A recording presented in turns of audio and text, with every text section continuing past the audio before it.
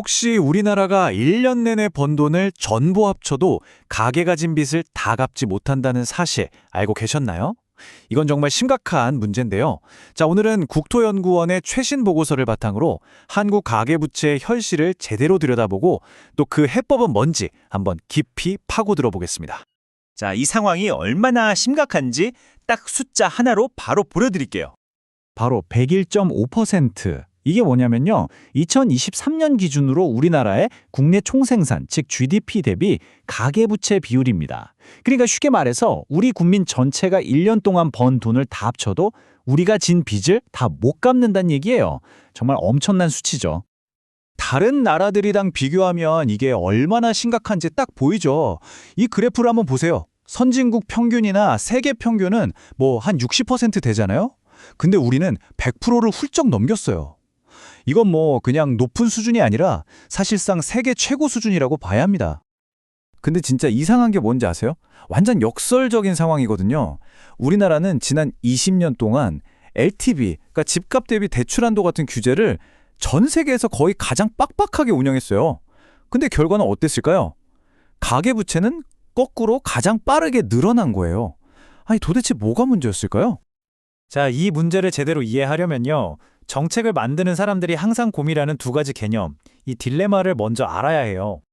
이게 바로 건전성과 포용성이라는 두 마리 토끼를 잡으려는 뭐랄까 아슬아슬한 줄타기 같은 거예요. 건전성은 금융 시스템 전체가 흔들리지 않게 안정적으로 관리하는 거고요. 반면에 포용성은 돈이 필요한 사람이면 누구든 소외되지 않고 대출을 받을 수 있게 해주는 거죠. 특히 집 살 때요. 근데 이 균형 과연 잘 지켜졌을까요? 보고서를 보면요. 완전히 실패했다고 나와요. 이 지니계수라는 게 불평등을 나타내는 지표인데 1에 가까울수록 완전 불평등하다는 거거든요. 근데 주택금융 지니계수가 0.9가 넘는데요. 이건 그냥 대출이 거의 다 고소득층한테만 갖다 대게나 마찬가지예요. 정말 극단적인 쏠림 현상이 있었던 거죠. 아니, 규제를 그렇게 했는데 왜 이렇게 됐을까요? 그 이유가 뭐냐면요. 바로 규제 시스템에 아주 결정적인 구멍이 있었기 때문입니다. 바로 그 주범이 전세자금 대출이었어요. 아시다시피 전세는 우리나라에만 있는 독특한 제도잖아요.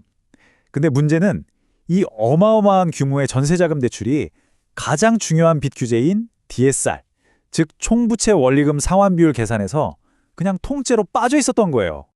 그러니까 이게 원래 의도는 좋았어요. 세입자들, 즉 서민들을 돕자는 포용성 측면에서 시작된 거니까요. 근데 결과적으로는 건전성에 어마어마한 구멍을 뚫어버린 거죠.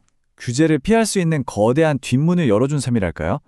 결국 아무도 모르는 사이에 통제 불가능한 빚이 계속 쌓여갔던 겁니다.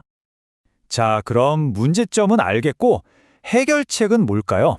다행히 보고서에서 아주 명확한 3단계 계획, 일종의 청사진을 제시하고 있습니다. 우선 첫 번째는 거시 건전성 확보예요. 이건 큰 그림을 보자는 건데요. 아까 봤던 GDP 대비 가계부채 비율 있죠? 이걸 일단 100% 밑으로 관리 가능한 90%대로 낮추자. 이렇게 명확한 목표부터 세우는 겁니다. 두 번째는 미시 건전성입니다. 이건 이제 개별 대출들을 들여다보는 거예요. 방법은 두 가지인데요. 첫째, 아까 말했던 그 구멍, 전세자금 대출을 드디어 DSR에 포함시켜서 제대로 관리하자는 거고요. 둘째는 유한 책임 대출이라는 걸 늘리는 건데 이건 뭐냐면 혹시 집값이 떨어져도 대출받은 사람이 모든 책임을 지고 파산하지 않도록 위험을 줄여주는 안전장치 같은 겁니다. 그리고 마지막 세 번째는 다시 포용성으로 돌아옵니다. 미시 포용성인데요. 이건 정말로 도움이 필요한 사람들을 위한 구체적인 방안들이에요. 예를 들어서 전세 사기 피해자들을 위해서 정부가 집을 대신 사서 다시 임대해주는 프로그램을 지원하고요. 또 하나 정말로 중요한 게 은행이 더 낮은 금리를 받을 수 있는 대출자에게 그 사실을 의무적으로 알려주게 만드는 겁니다. 이건 정말 필요한 조치죠. 자, 그럼 이 모든 계획들이 성공적으로 실행된다면 우리 주택시장의 미래는 어떻게 바뀔까요?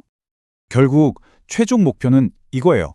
국가 경제 전체를 위협할 만큼 불안하지는 않으면서도 평범한 개인의 내 집 마련이라는 꿈을 짓밟지도 않는 그런 새로운 금융 시스템의 토대를 만드는 겁니다. 우리가 잃어버렸던 그 건전성과 포용성 사이의 균형을 다시 찾는 거죠. 자, 보신 것처럼 해결을 위한 청사진 계획은 나왔습니다. 아주 구체적이고 명확하죠. 하지만 진짜 중요한 질문은 이제부터 시작입니다. 이 거대한 시스템을 바꾸기 위한 어쩌면 고통이 따를 수도 있는 이 개혁을 실행할 과연 우리 사회에 그럴 만한 정치적 의지가 있을까요? 그 질문에 대한 답은 결국 우리 모두의 선택에 달려 있을 겁니다.